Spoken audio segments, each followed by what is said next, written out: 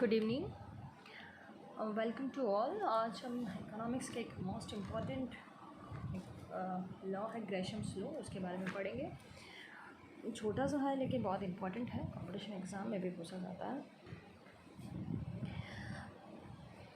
हम व्यवहार में देखते हैं कि मनुष्य का ये स्वभाव है कि वह अच्छी वस्तु को अपने पास रखना चाहता है, क्योंकि ख़राब वस्तु को पहले ही उपभोग करना चाहता है या दूसरों को देना चाहता है। ये स्वभाव है, मनुष्य की प्रवृत्ति होती है कि हम अच्छी वस्तु को अपने पास स्टोर करके रखेंगे, जो ख़राब है उसको पहले निकालना चाहेंगे। तो ये जो नियम है, ग्रेशम का नियम, मनुष्य की इसी मनोवैज्ञानिक प्रवृत्ति पर आधारित है। ये बात है महारानी एलिजाबेथ प्रथम के समय की। उनके समय में क्या हुआ कि इंग्लैंड में विभिन्न आकार, प्रकार और वजन के सिक्के प्रचलन में थे। जिनमें से अधिकांश सिक्के घिसकर ख़राब हो चुके थे, बहुत ज़्यादा घटिया किस्म के हो चुके थे। तो महारानी ने सोचा कि नए इन सिक्कों को हटाकर नए सिक्के चलाना चाहिए। अतः उन्होंने अपने शासनकाल में नए एवं पूर्णकाय सिक्के ये सोचकर जारी किए कि जनता पुराने एवं घिसे हुए सिक्कों को त्याग देगी और प्रचलन में नए सिक्के आ जाएंगे। उन्होंने सोचा कि नए सिक्के जारी किए ताकि पुराने सिक्के मार्केट से हट जाए, किंतु वास्तविक स्थिति इसके बिल्कुल विपरीत रही। उन्होंने जब देखा कि अभी भी नए सिक्के जारी करने के बाद भी पुराने सिक्के ही प्रचलन में हैं, तब उन्होंने इस वास्तविक स्थिति को जानने के लिए उनके एक आर्थिक सलाहकार थे सर टॉमस ग्रेशम, उनको बताया और इनका समाधान ढूंढने के लिए उनको कहा। तो सर टॉमस ग्रेशम ने इस समस्या का एक गहन अध्ययन किया और उन्होंने बताया कि मानवीय प्रकृति का विश्लेषण करते हुए उन्होंने एक निष्कर्ष निकाला कि यदि किसी देश में अच्छी तथा घटिया दो प्रकार की मुद्राएं साथ साथ प्रचलन में हैं, तो घटिया मुद्रा में बढ़िया मुद्रा को चलन से बाहर कर देने की प्रवृत्ति होती है। ये है ग्रेशम का नियम, इसी को ग्रेशम का नियम कहा गया। यदि देश में, दूसरे शब्दों में देखकर इसको, यदि देश में अनेक प्रकार की मुद्राएं हो तो उनमें से कुछ अच्छी मुद्राएं हो सकती हैं, कुछ बुरी। अनेक प्रकार की मुद्राएं प्रचलन में, सिक्के भी हैं, नोट भी है, चांदी के सिक्के भी चल रहे हैं, सोने के सिक्के भी चल रहे हैं, सोने के सिक्के भी चल रहे हैं, पुराने नए हो सकते हैं। उनके वजन में घिसावट के कारण काफ़ी समय से चल रहे हैं, तो घिसावट के कारण उनके वजन में कमी आ सकती है। तो उस बेसिस पे हम उनको घटिया और अच्छी मुद्रा बोल सकते हैं। ऐसी दिशा में मनुष्य अपने स्वभाव के अनुसार अच्छी मुद्रा को अपने पास रखेगा। मतलब फॉर सपोज सोने के सिक्के ही चल रहे हैं, तो एक तो पुराने चले आ रहे थे और एक नए जारी हुए। तो जो नए जारी होंगे उनका वज़न ज़्यादा होगा और पुराने सिक्के घिस चुके होंगे। तो जो नए सिक्के होंगे लोग उनको अपने पास रखना चाहेंगे और पुराने सिक्कों को देना चाहेंगे। तो नए सिक्के तो अच्छी मुद्रा हो गई, पुराने सिक्के घटिया मुद्रा हो गई। तो अच्छी मुद्रा को तो अपने पास रखेगा और घटिया मुद्रा दूसरों को देगा, जिससे प्रचलन में केवल बुरी मुद्रा ही रहेगी। मुद्रा चलन में मानव स्वभाव की इस प्रवृत्ति को सर टॉमस ग्रेशम ने एक नियम के रूप में व्यक्त किया, जिसे ग्रेशम का नियम कहा जाता है। When in a country two or more kinds of money circulate at the same time, bad money tends to drive good money out of circulation। से सर टॉमस ग्रेशम के द्वारा परिभाषा दी गई ग्रेशम लॉ की।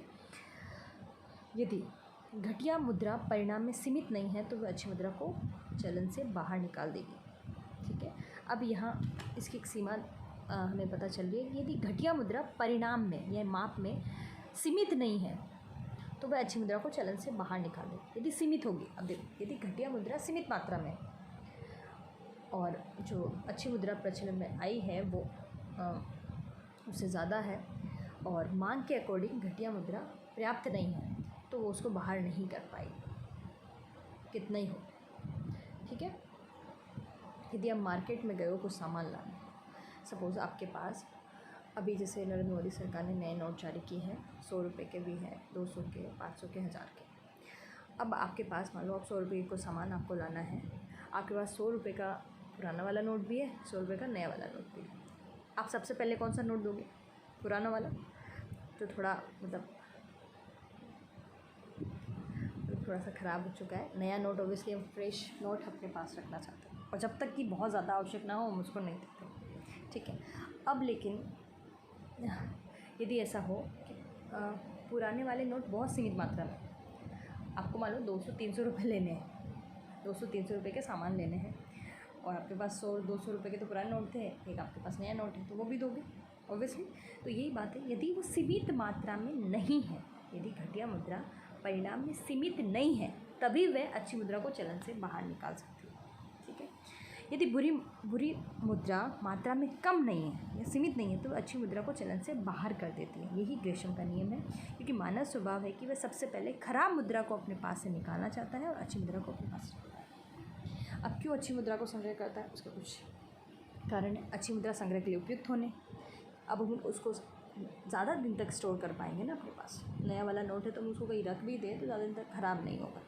ठीक है, धातु के रूप में विक्रय द्वारा विशेष लाभ, यदि धातु चल रही है, सोने चांदी के सिक्के पहले प्रचलन में थे, तो उस धातु जो नए सिक्के आएंगे उसका भी, जैसे मैंने बताया कि वज़न ज़्यादा होगा तो उनका मूल्य ज़्यादा होगा।